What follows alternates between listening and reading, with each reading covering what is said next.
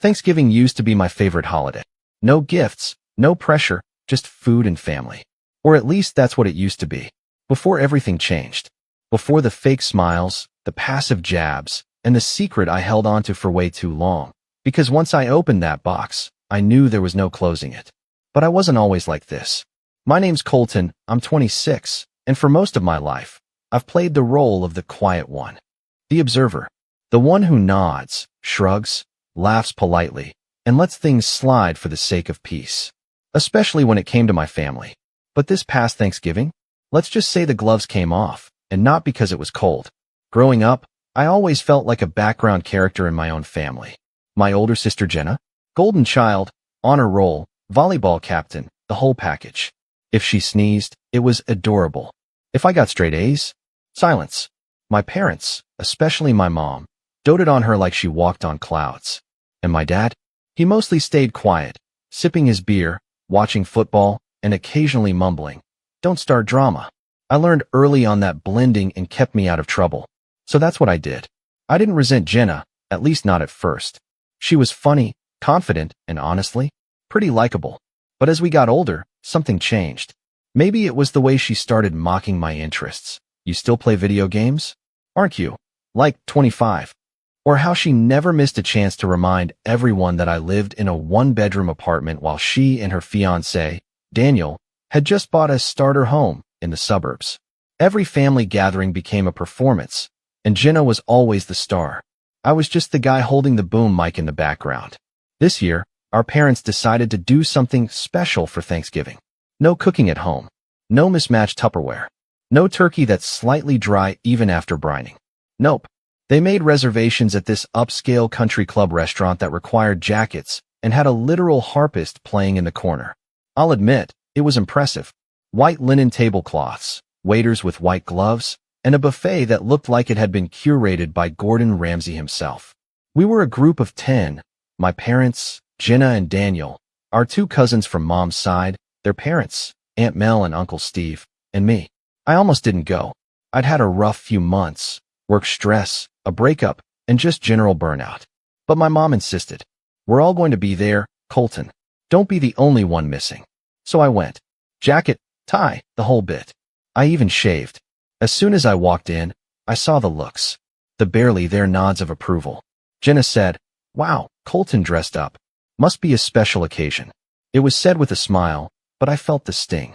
Daniel gave me one of those bro slaps on the back and said, "You clean up okay." I fake laughed. Strike one. We were seated at a long table near the fireplace. The room smelled like roasted garlic, aged wine, and expensive perfume. A waiter came around with a bottle of wine, offering to pour glasses. He started with Jenna and Daniel, then moved down the table, pouring for everyone except me. I didn't even blink. Maybe he missed me, right? I politely flagged him down and asked, "Could I get a glass too?" He hesitated, looked at Jenna, then poured me the tiniest amount I've ever seen in a wine glass. It didn't even reach the curve. Everyone laughed. "Oh, come on, Colton," Jenna smirked. "We don't need you getting wine drunk and spilling your conspiracy theories." I don't even drink that much, by the way. That joke was from 3 years ago when I accidentally ranted about Bitcoin at a family barbecue. Apparently, it's my whole personality now. Anyway, I let it go. Again, I told myself before showing up that I wasn't going to cause problems. Smile. Nod. Let it pass. That's how I've survived for years. But something about that room, about the way they looked at me like I was the family project gone wrong, it started to chip away at me. Then came the buffet. It was an elegant setup. You handed your plate to a server, and they walked down the line with you, placing what you wanted onto your plate. Everything looked amazing. Truffle mashed potatoes, maple glazed carrots, cranberry orange chutney, even deep-fried turkey slices. I was actually getting excited.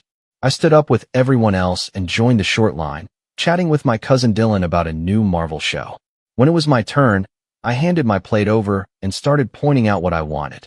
The server gave me this polite but strained smile. "I'm sorry, sir.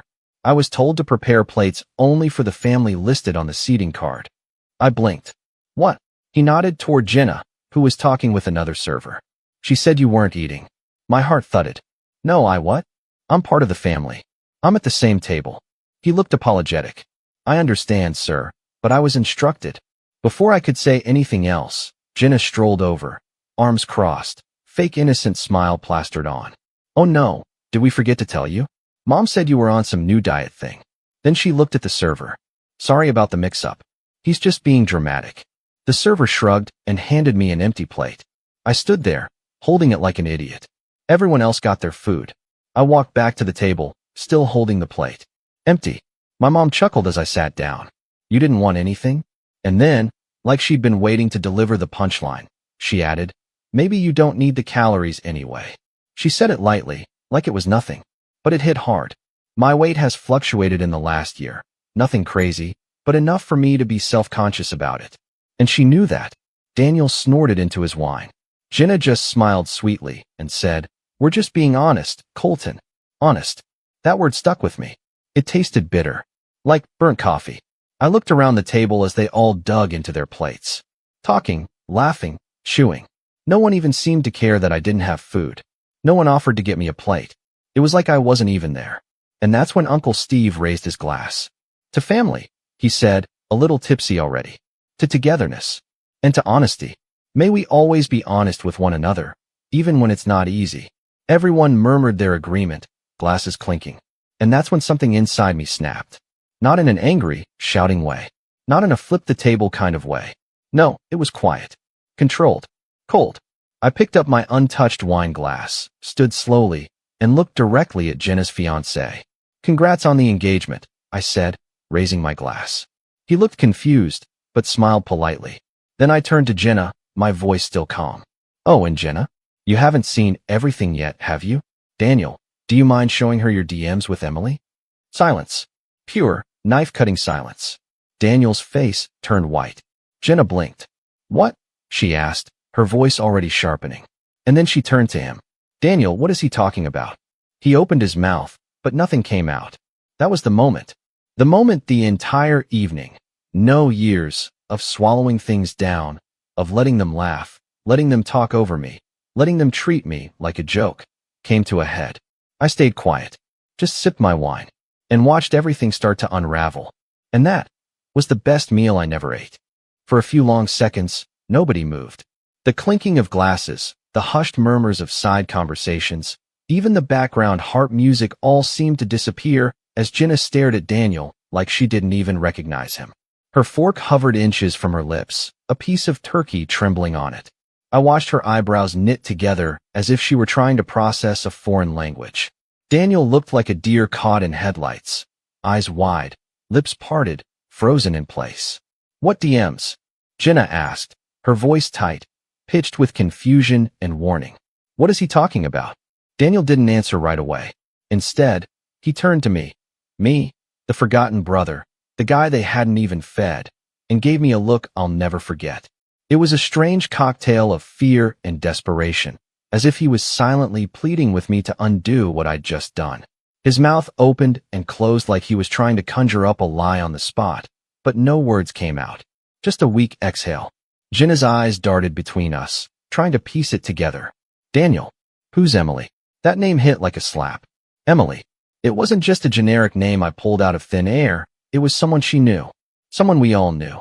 Jenna's best friend since college. The same girl who'd helped plan her engagement party. The girl who'd sobbed during her maid of honor speech rehearsal a few months ago because she was so happy for Jenna. The girl Daniel had been messaging behind her back for the last 5 months. I hadn't planned to drop it like that, not originally. I didn't walk into that restaurant thinking I'd air the dirtiest family laundry in public like a bomb going off. But when they laughed at me for not eating, when they made that comment about, maybe you don't need the calories, something broke open inside me. I think I was tired of being the invisible one. The one they mock, dismiss, or forget. So when Uncle Steve toasted to family honesty, it just came out. And watching Jenna now, confused and vulnerable for the first time in years, I realized I hadn't even scratched the surface. Daniel tried to recover. He chuckled nervously, shaking his head. I don't know what he's talking about.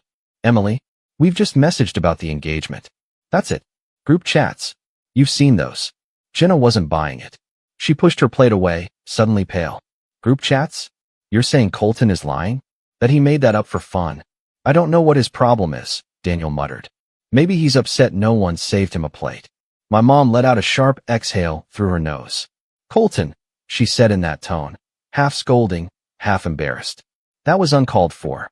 We're trying to have a nice family dinner. There it was again. The nice family dinner. The illusion they all clung to like it was sacred.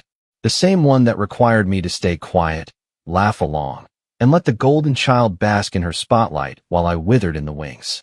I set my wine glass down and leaned back, arms folded. Funny. You didn't think public humiliation was uncalled for when you all laughed about me not getting food. But now that I say something that actually matters, I'm ruining dinner. Don't start, my mom said, glaring now. You've had an attitude all day. No, I haven't, I said calmly. I've had a front row seat to your show. And I've been polite. Even when Jenna lied to the server so I wouldn't get a plate. I didn't lie. Jenna snapped suddenly, standing up so fast her chair scraped against the floor. That was a joke. You're always so sensitive. A joke, I said, eyebrows raised. Then why did the server say you told them I wasn't eating? I watched you do it. Don't gaslight me. She blinked like she'd been slapped. You're unbelievable. No, I said, still calm. What's unbelievable is how far you'll go to embarrass me just so you can stay the center of attention. But I'm not the one hiding things, Jenna. Daniel stood up next. All right, enough, he said loudly. This isn't the place. Then where is the place? I shot back. Because last I checked, your family loves public scenes. My aunt tried to intervene, placing a hand on Jenna's shoulder. Maybe we should all sit down and... No, Jenna said. Her voice shook. Daniel, give me your phone. His eyes widened. What? Give me your phone. Not here, he whispered. Can we just... She held out her hand. His jaw clenched. It's private. The air was sucked out of the room. Everyone watched. No one moved. My dad rubbed his temples. This is ridiculous. You two can argue at home. Colton, apologize. That made me laugh out loud. Apologize? For what? Exposing the cracks in your perfect family dinner. You're always so dramatic, Mom hissed. Always making everything about you. You think just because you're moody and quiet, we owe you something? Grow up. I stared at her for a long time. I think that was the moment the last thread of hope snapped for me. The hope that maybe, deep down, she cared about me the same way she cared about Jenna. No, I said quietly. I don't think you owe me anything. But I also don't think I need to keep pretending like this family treats me with respect. Because you don't. There was silence again. Except now, the harpist had stopped playing. Jenna broke it. You're jealous, she snapped, lip trembling now. You've always been jealous. Because Mom and Dad actually like me. Because I've done something with my life. And because for once, I have something good. And you just couldn't stand it. I tilted my head, watching her. So, I invented your fiancé's cheating because I'm jealous. She hesitated. You twisted something. I don't know what you saw. But Daniel wouldn't cheat on me. Not with Emily. Daniel looked down at his shoes. Oh my God, she whispered. Now everyone was watching him. And then came the final nail in the coffin. He didn't deny it. He didn't speak up. He didn't even defend himself. He just kept staring at the floor like if he stood still long enough, maybe he'd vanish. That was when Jenna broke. She picked up her cloth napkin, threw it on the table, and walked out. No coat. No purse. Just stormed toward the exit. Daniel moved to follow her, but Uncle Steve stopped him with a firm hand on his shoulder. I wouldn't, he said quietly. Daniel sat back down, slowly, like he had no idea what to do anymore. I should have felt triumphant. I should have felt something. But mostly, I just felt hollow. Like I'd finally detonated a landmine I'd been sitting on for years. Everyone was still in shock. My mom muttered something under her breath. My dad took a long sip of his wine and refused to look at me. Happy Thanksgiving, I said, getting up. I hope the food was worth it. I turned and left. No coat. No goodbye. Just walked out into the cold November air with nothing but my keys and a hollow chest. But it didn't end there. Because the text started that night. And the real betrayal hadn't even happened yet. When I got home that night, I didn't even bother turning on the lights. I just dropped my keys on the counter, pulled off my dress shoes like they were shackles, and sat on the edge of the bed in the dark, still wearing the same button-up shirt they'd all mocked me in hours earlier. My phone buzzed in my pocket, over and over, but I didn't look at it right away. I knew what it would be. Anger, confusion, damage control. Maybe some half-hearted attempt from one of my parents to sweep it all under the rug. I wasn't ready to face any of that. Not yet. Outside my window, The street was quiet. Dead leaves scraping along the pavement, a few porch lights still on, the faint whir of someone's heating unit kicking in down the block. It should have felt like peace. But all I felt was shame. Not because of what I'd done, but because of how loud I'd had to become just to be heard. That's what hit me the hardest. Not the confrontation, not the fallout, but the fact that it took a public detonation, an emotional ambush at a white tablecloth dinner, just to make anyone in my family acknowledge my existence. And even then, it wasn't about me. It was about Jenna. It was always about Jenna. When I finally checked my phone, I had 16 unread messages and 4 missed calls. The first text was from my mom. "Mom, you embarrassed everyone tonight. I hope you're happy." The second was shorter. "Dad, next time, stay home." The third hit different. "Jenna, I hate you. I hope that was worth it." And then there were a few from numbers I didn't recognize at first. Turns out one was Daniel, trying to play victim. "Daniel, you ruined my life, man. We were going to work through it. Why would you do that?" I didn't answer any of them. I turned my phone off, tossed it face down on my desk, and spent the next few hours just sitting, thinking, listening to the old radiator knock like it always did when the heat kicked in. Thanksgiving was over. But the fallout? That was just beginning. The days that followed were strangely quiet. I kept waiting for more backlash, but after that initial flood of messages, the silence set in. No apologies. No explanations. No acknowledgement that maybe, just maybe, I'd been right to speak up. It was like I'd been cut out completely. And for the first time in my life, I didn't rush to fix it. I didn't reach out to apologize or clarify or make peace like I usually would. I didn't play the role of the quiet, forgettable son who absorbs the blows and keeps smiling. I just existed. For myself. That's not to say it didn't hurt. It did. A lot. There were nights I lay in bed wondering if I'd overreacted, if I'd sabotaged what little place I had left in the family. There were moments, usually around 2 a.m., when I second-guessed everything. Maybe I was the problem. Maybe I was too sensitive, too bitter, too self-righteous. But then I'd remember the look on Jenna's face when she realized Daniel was guilty. I'd remember how none of them even offered me food that night. How they all laughed. How they always laughed. And I'd remind myself, I didn't burn that bridge. They lit the match. I just stopped pretending it wasn't on fire. About a week after the dinner, I decided to take time off work. Just a week. My boss was surprisingly supportive, probably because I'd rarely ever used PTO before. I think he thought I was finally taking a vacation or going on some spiritual retreat. But all I did was stay home. I cooked for myself, cleaned my apartment top to bottom, went on long walks through my neighborhood, wrapped in a scarf and a heavy coat, watching leaves fall like pieces of the past.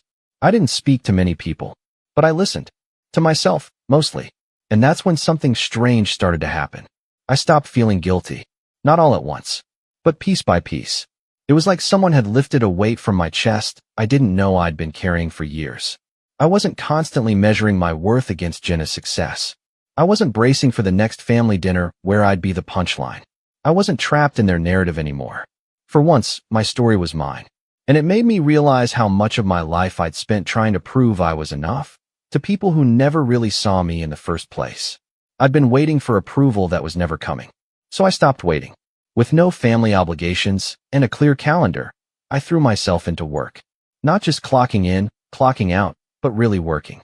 I picked up extra projects, started mentoring some of the junior analysts, and even helped restructure part of our outdated reporting system. I didn't do it to impress anyone. I did it because I finally had energy that wasn't being drained by guilt or resentment. And people noticed. My manager pulled me aside after a team meeting one day and said, "You've been killing it lately. Whatever changed, keep it up." A few weeks later, I got an offer to lead a new analytics initiative with a bonus attached. It wasn't just more money. It was trust, leadership, recognition. And for the first time in a long time, I felt something I hadn't felt in years. Pride. Not the loud, braggy kind, but the quiet, internal kind that says, you did this. You earned this. And no one else can take it from you. That same week, I started going back to the gym. Just casually at first. 30-minute sessions. Cardio, a few weights. Nothing dramatic. But something about moving my body, building strength, my own strength, became addictive. I even reconnected with an old friend from college, Liam, who lived across town. We drifted after graduation, But he messaged me out of the blue after seeing a photo I'd posted, rare for me, of a homemade meal I'd cooked. We grabbed coffee, talked for hours, laughed about old professors and weird roommates. And when I told him about Thanksgiving, he didn't judge me. He didn't say, maybe you should call her. He just said, good. About time someone said something. I didn't realize how badly I'd needed that. The real turning point, though, came when I got a call from Emily. Yes, that Emily. I almost didn't pick up when I saw her name.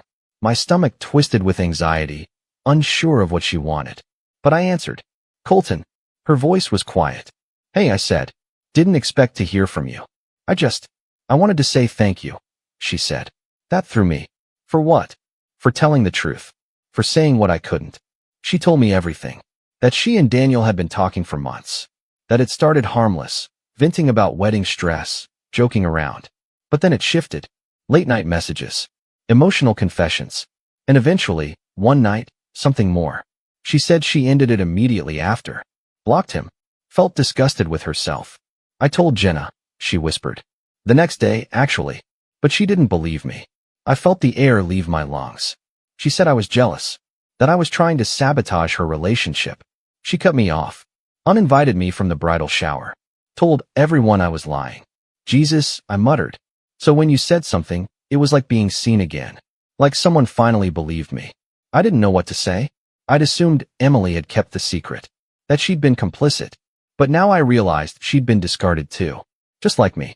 We talked for another half hour. Not just about Daniel, but about everything. About what it's like to be painted as the villain for speaking up. About how family loyalty often means shutting your mouth, no matter how bad things get. When we hung up, I sat there for a while, just breathing. And for the first time since that awful dinner, I didn't feel alone. I didn't speak to Jenna for weeks. She didn't reach out. Neither did my parents.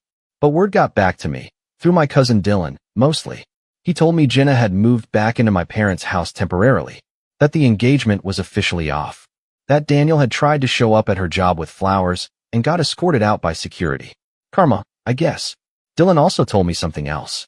Your mom's telling people you ruined Thanksgiving on purpose, he said during a call one night. Says you've always been bitter. That you wanted to break them up. I didn't react. Not right away. I think part of me expected it. She's spinning it hard, man. Saying you made it all up. I almost laughed. Sounds about right. But it didn't sting the way it used to. I didn't spiral. I didn't feel like calling to defend myself. I just let it wash over me. Because deep down, I knew something now. I don't need to prove anything to them anymore. Not my worth. Not my intentions. Not my truth. Let them spin whatever version makes them sleep at night. I knew what I did. And why I did it. And that was enough. By mid-December, the air had changed. Literally, snow blanketed the sidewalks. The city buzzed with twinkling lights and fake cheer, but also emotionally. I wasn't the same Colton I had been on Thanksgiving Day. Not even close. Something had cracked open that night, and instead of patching it up and retreating back into my quiet, agreeable shell like I always had, I let the fracture spread. I let it change me. And what surprised me most was how good that felt. I wasn't acting out of bitterness anymore. I wasn't replaying old slights in my head or trying to win their approval. I was building something. Slowly, quietly, steadily. A version of me that didn't flinch every time someone said family, like it was a weapon. A version that didn't equate peace with silence or respect with obedience. But even as I focused on moving forward, I couldn't ignore one thing. They were still talking about me. Dylan kept me in the loop. He and I had started texting more often, and after a few late-night conversations, I realized he wasn't as tight with the rest of the family as they thought. He'd been riding the line for years, laughing along, playing neutral, but deep down, he'd never quite bought the Jenna is a saint narrative either. She's unraveling, he told me one night over the phone. Still furious at you, obviously, but she's taking it out on everyone else. Mom, Dad, me, even your mom. I raised an eyebrow. My mom. Yeah. Apparently, she's mad your mom didn't warn her about Daniel. Says she should have known something was off. I actually did laugh at that. So now mom's the scapegoat? Guess it's your turn to be the golden child, he joked. I doubted that. Still, what caught my attention wasn't Jenna's tantrums. It was something Dylan said near the end of the call, almost offhand. She's planning something. I don't know what. But she told Aunt Mel she's going to put you in your place. That phrase stuck with me. Put me in my place. As if the moment I stepped out of the little corner they built for me, the quiet, overlooked, doormat sun, I became a threat. It didn't surprise me that Jenna wanted to retaliate. What surprised me was how unbothered I was by it. Because for the first time, I had options. Around this time, Emily and I started talking more. Not in a romantic way. Just honest, real conversations between two people who had both been made to feel disposable by the same toxic circle. She'd moved back to her hometown temporarily, trying to recalibrate her life, and confessed she'd been in therapy for the first time since college. I realized I don't know how to say no, she admitted during one of our calls. Not to Jenna. Not to anyone. I let people walk all over me because I thought that's what being a good friend meant. I understood that better than I wanted to. We talked a lot about how manipulation can be dressed up as love, how families sometimes use guilt as currency, how Jenna was a master at both. She gets away with everything because no one wants to deal with the fallout, I said once. She's a tyrant in pearls, Emily replied dryly. But she cries when she doesn't get her way, and suddenly everyone's bending over backward to comfort her. She wasn't wrong. What started as shared venting turned into something more deliberate. We started comparing stories. Times Jenna twisted the truth, lied to cover her tracks, gaslit people when she was cornered. There were so many. And that's when Emily said something that made me sit up straight. She's still messaging Daniel. I blinked. Wait, what? Emily's voice tightened. He reached out again. Told me Jenna asked him to clear the air so you'd look like a liar. She wants him to say the messages were taken out of context. That I came on to him. She's rewriting the story. That didn't shock me. But it did clarify something. Jenna wasn't just angry. She was strategizing. She was going to try and flip the narrative. Make me the villain. Paint Emily as the jealous friend. And Daniel? He'd play along if it meant crawling back into Jenna's graces. It was the same script as always. Jenna controls the story, and anyone who questions it gets cast as the problem. Not this time. This time, I was going to write my own ending. I didn't want to fight dirty. That's never been my style. But if Jenna was going to try and torpedo my reputation, I wasn't going to sit back and take it either. I had something she didn't. Proof. And the one person who could back it all up? Emily. She still had the screenshots. The original messages. Not just the explicit ones, though those were damning, but the manipulative ones too. The late night, I miss talking to you texts.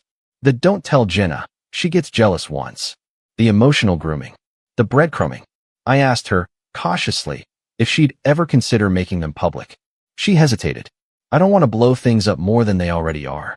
But if Jenna tries to smear either of us, yeah, I won't stay silent. That was all I needed to hear. I wasn't planning a scorched earth revenge plot. This wasn't about destroying Jenna. This was about protecting myself. And the way I saw it, if she wanted to play games with reputations, I needed to be ready to counter every lie with cold, hard evidence. So I started collecting receipts. I went back through years of texts, photos, group chats. Times she'd thrown me under the bus. Times she'd manipulated our parents. Times she'd humiliated me in front of relatives. I wasn't doing it to be petty. I was doing it to remember. To stop gaslighting myself. To build a map of the years I'd spent being invisible, minimized, mocked. I made a folder. Literally. Labeled it for when they lie. And I filled it. Not just with Emily's screenshots, but with my own voice. I started journaling. Recording voice notes. Documenting how their behavior had shaped me, hurt me, erased me. Not for revenge. For clarity. Because I'd spent most of my life doubting my own experiences. Telling myself it wasn't that bad. That I should be grateful I even had a family. But now I saw it clearly. And the more I saw, the less afraid I became. Then came the Christmas group chat. It popped up on a Wednesday afternoon. I was sitting at my desk when my phone buzzed and I saw it. Holiday dinner planning. Created by Mom. Members, me, Jenna, Dylan, Dad, Aunt Mel, Uncle Steve, cousins, etc. I actually laughed out loud. They really thought we could just sweep it all under the rug again. I didn't respond. Just watched the messages roll in. MOM. We'll be hosting this year since Jenna is staying with us for the holidays. MOM. Traditional dinner, 6 p.m. Please be on time. MOM. Everyone bring one dessert. Colton. Maybe something light this year? There it was. Even now, after everything, they still couldn't help themselves. A passive jab about my weight. A reminder that I wasn't really welcome. Jenna chimed in a few messages later. Jenna, let's keep this drama free, okay? We've all had a rough few weeks. I think it's time we move on. I stared at that message for a long time. Move on. That's what abusers always want, isn't it? Not accountability. Not reflection. Just amnesia. Let's pretend the house fire was just a warm night. Let's pretend the lies were just jokes. Let's all play nice again so they can keep control. I wasn't going. But I wasn't going to just skip it either. Because if Jenna was trying to reclaim her image at Christmas dinner, I had a feeling she wouldn't stop there. She wanted me quiet. She wanted Emily erased. She wanted her spotlight back, polished and untouched. So I started writing something. Not a manifesto. Just a clear, well-organized document laying out everything. The messages, the manipulation, the lies. Not to shame her, but to protect myself. Because if she came for me, if she twisted the narrative, I wanted to be ready. Dylan offered to help. He'd been growing more and more disillusioned with the family dynamic, and even confessed that Jenna had tried to get him to talk to me and mediate things. She's trying to make me into her mouthpiece, he said, disgusted. I thanked him, but told him I didn't need mediation. I needed boundaries. I told him I wasn't coming to Christmas, that I wished him well, but I wasn't going to play the game anymore. And then, just in case, I sent him a backup of the file I created. If anything happens, I said, you'll know the truth. He promised he wouldn't share it unless necessary. But something told me we'd need it sooner than I thought. Because Jenna wasn't done yet. And this time, neither was I. The snow was coming down heavy on Christmas Eve. The kind of thick, sound-muffling flurry that made the entire world feel like it was holding its breath. From the window of my apartment, I could barely make out the cars on the street below. Just blurred headlights moving like ghosts behind a curtain of white. I had no decorations up. No tree. No scented candles or warm cocoa mugs or classic carols playing in the background. And for the first time in my adult life, I didn't feel bad about it. No guilt. No nagging voice in the back of my head telling me I was missing something important. I was exactly where I needed to be. Alone. Peaceful. Free. My phone buzzed at 6:04 p.m. Right on schedule. The Christmas dinner at my parents' house was officially underway. I didn't need to be there to know how it was going. I could picture it all in vivid detail. My mom flitting around the table, offering refills and passive-aggressive compliments. My dad already one glass of wine too deep. Jenna wearing something red and expensive, holding court with the ease of someone who thinks they've already won the war. I could also imagine the stories she was telling. How I'd gone off the rails. How Emily had made up everything because she was jealous. How Daniel had been emotionally manipulated by two unstable people. It was all predictable, all scripted. Jenna's specialty. But she'd miscalculated one very important thing. This time, I wasn't playing defense. This time, I brought my own story to tell. Dylan had texted me the day before, warning me that Jenna was planning something for the dinner. She wants to make a speech about family healing. Says she's going to clear the air and set the record straight. Translation: she was going to reframe Thanksgiving as some kind of hysterical overreaction and paint herself as the misunderstood peacemaker. She's already told half the cousins that Emily was in love with Daniel, Dylan added. She even told Aunt Mel that you were unwell lately, that you fabricated the whole thing because you're lonely. It didn't surprise me, but it did confirm what I already suspected. So I gave Dylan the green light. He'd offered a week earlier to share the file I'd compiled if it ever came to that. I told him to hold it. Wait, let Jenna show her hand first. Now she had. And the moment she opened her mouth to rewrite history in that dining room, he'd be ready. 6:27 p.m. I got a one-word text from Dylan. Now, my heart didn't pound. My hands didn't shake. I just opened my laptop, clicked on the folder labeled For When They Lie, and double-checked that everything was there. Then I sent the email. One file. One message. Subject: let's be honest this time. 2. Family group email. Attachments: truth.pdf. Merry Christmas. Since Jenna's making a speech about honesty, I thought I'd contribute something of my own. No drama. No spin. Just receipts. Colton. And then, I logged out. I didn't wait for responses. I didn't refresh to check who'd opened it. I didn't brace for impact. Because I'd already survived the worst part. Being ignored, dismissed, and lied about for years. This wasn't revenge in the dramatic, movie-style way. This was reclamation. And I felt calm. Later that night, I turned my phone back on. The notifications were something. 17 texts. 4 missed calls. 3 voicemails. 2 new emails. But the one that stood out most was from Emily. Emily, holy crap, they're imploding. Dylan sent me screenshots. And boy, did he ever. The group chat had exploded after my email hit. First came the silence. Then Jenna's panicked reply. Jenna, are you kidding me? You seriously stored all this? What kind of psycho are you? Then my mom chimed in. MOM, this is disgusting, Colton. It's Christmas. And Dylan, bless him, finally spoke up. Dylan, no. What's disgusting is that he had to document this at all because no one ever believed him. Then the cousins joined in. One of them, Kayla, posted a screenshot of a text Jenna had sent her weeks ago, where she called Emily a pathetic homewrecker and accused me of being mentally unstable. Another cousin said, this makes way too much sense. Honestly, Jenna, this isn't the first time you've pulled something shady. Jenna went silent after that. And that silence? That was louder than anything she could have said. Later, I'd find out from Dylan that the fallout was nuclear. Uncle Steve and Aunt Mel left early. My dad didn't speak for most of the night.